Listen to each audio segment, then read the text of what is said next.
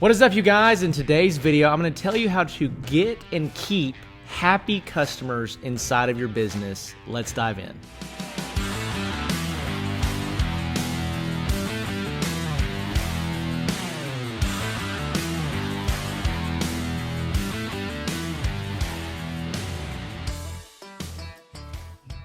All right, guys, well, welcome back to the show. Today, I want to talk to you specifically about how to find and keep happy customers inside of your business. And now, this seems like something that, well, yeah, this is not that hard of a thing to do.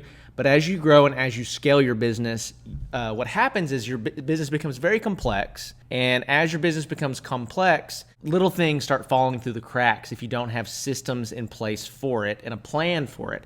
And what that leads to, even though you have really great intentions, I'm sure you're an incredible person, is it leads to miscommunication with customers or no communication with customers and frustrated, upset customers, even though you're probably one of the best people ever. So let me give you some advice in this video about how to make sure that inside of your business, you're keeping happy customers. Businesses generally fail or develop poor reputations due to their lack of communication or clarity. Okay, so that's one of the two reasons. The other reason is that they don't know how to manage cash flow. But the biggest reason is that your reputation fails is because you have not set up or created any type of communication rhythms inside of your business. So what do I mean when I say communication rhythms? What I'm talking about when I say this is that you have a plan for communication. You have a plan with every order for communication with your customer. So let's just make this very simple. For example, let's say that you order something online from an e-commerce store. Well, once you place your order, you get an automated email that says, your order number is blah, blah, blah, blah, blah, and we will notify you when your order is shipped. Thank you for your order, right? The order gets shipped, you get an email notification, your product is in the mail. Click here to look at your tracking information. You receive your order, you get an email from the company that says your order has been delivered. And then you get an email from the company that asks for a review, right? That is most e-commerce companies' communication rhythm with their customers. Now, for you, especially if you're in the woodworking space, yours doesn't work exactly quite like that. So what I'm going to do is I'm just going to share with you our communication rhythm inside of our business and how this works, okay? So you're creating a streamlined process for communication. And this is the single greatest thing that will keep happy customers inside of your business, other than also delivering a great product, okay? So what we do inside of Iron by Iron is when the order is placed, we send them an invoice with all the details. And number one, that's actually how they pay us. Through the invoice, they put down their front half deposit. And then the second thing with that is that they have all the details and the day that the order was placed and the estimated lead time in front of them, okay? We also get them on the phone. If they place an order, they weren't in our showroom where I am right now, we either get them on the phone if they're not there, or we send them an email and we explain what's going to happen, how they can expect to hear from us. And so generally our lead time is anywhere from 8 to 12, if we're really busy, 14 or 16 weeks. But what we do is we say, hey, listen, you're not going to hear from us for the next, let's say we tell them, hey, our lead time is 10 weeks. You're not going to hear from us for the next 8 to 9 weeks, okay? So we don't take your order today and immediately start working on it tomorrow. We've got 50 plus orders in front of yours. So we're constantly working through those orders. And as we do that, when we get up to yours, when we get ready to put it into production, we're going to call you and confirm all these details again, and then it will go into production. Once it goes into production, it'll only take us about a week to finish your order. But from there, we'll send you pictures, send you video of the finished product, make sure it's exactly what you expected, what you planned for. We'll collect the second half payment, and then we'll schedule delivery or pickup to make sure that we get it to you as quickly as we can. How's that sound? So what I've done, and here, if I could sum up this podcast episode, what I've done is I've already answered the questions that they haven't even asked yet. That is the key to great communication as a business. So what happens is if you don't address these things and they ever get to the point where they feel like they have to ask you, hey, what's going on? Where's my order at? I haven't heard from you guys. What's going on? then they already have doubt in their mind about, did I make the right decision? Did I go with the right company? Are these guys legit? And so what you do by having a plan for communication is that you alleviate any and every concern that the customer could potentially have. They know if they haven't heard from you in 6 weeks that not to worry, because you've already told them, hey, I'm not going to talk to you for 8 or 9 weeks. But then also just, and this is as much for you as it is for them, you confirming their orders again before you start working on it has saved us so much pain and heartache and money, because we did not used to do this. And so we would just start working on the order, and there was a miscommunication from the get-go when they placed the order and we didn't realize it, or there was confusion with paperwork, or who knows, right? But we've done so many orders that we go to deliver it to them, or they come to pick it up and they're like, this is not what I ordered. And so you calling and confirming that order again, number one, gives them peace of mind that you have your T's crossed, you have your I's dotted. But then on top of that, what it allows you to do is it allows you to make sure that you are not having to backtrack in your production. Because the worst thing you can do if you're trying to start, scale, grow a woodworking business is you start trying to add orders into production, and you and your shop guys are working, they're working. You ship something out, and then you got to bring it back and clog up production to fix that thing, because you're only getting paid when you're getting stuff done and when you're selling, all right?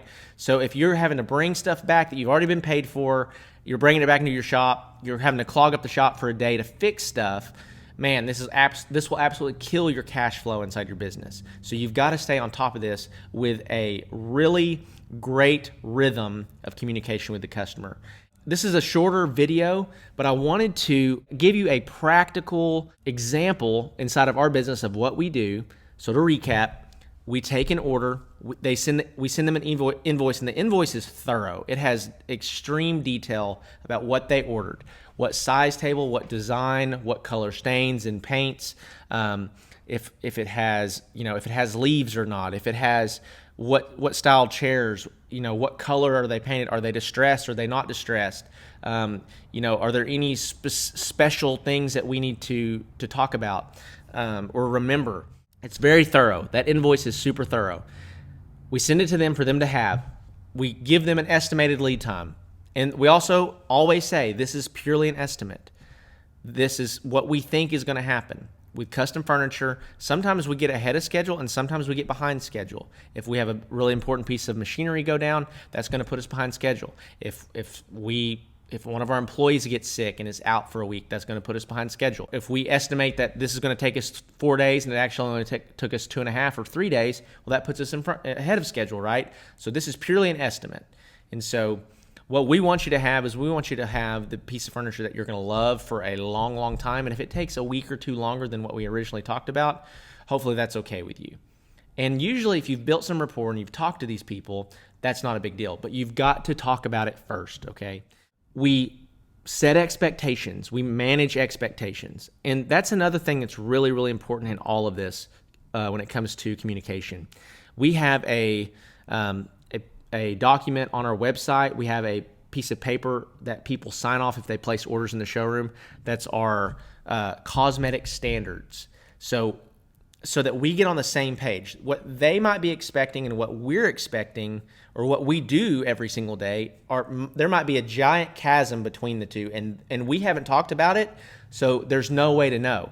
They might think they're getting this absolutely perfect piece of manufactured furniture that came out of a factory somewhere, and that's not what we do. We make handmade furniture, so there's going to be little knots in the wood. There's going to be little imperfections here and there, but that's what kind of makes it beautiful and unique. That's what makes it different. And so we always voice that and communicate about that, so that there's never, because I can't tell you the amount of times, guys, that I have done a table or done a piece of furniture and I was just like, man, this is beautiful, it's incredible, it's awesome.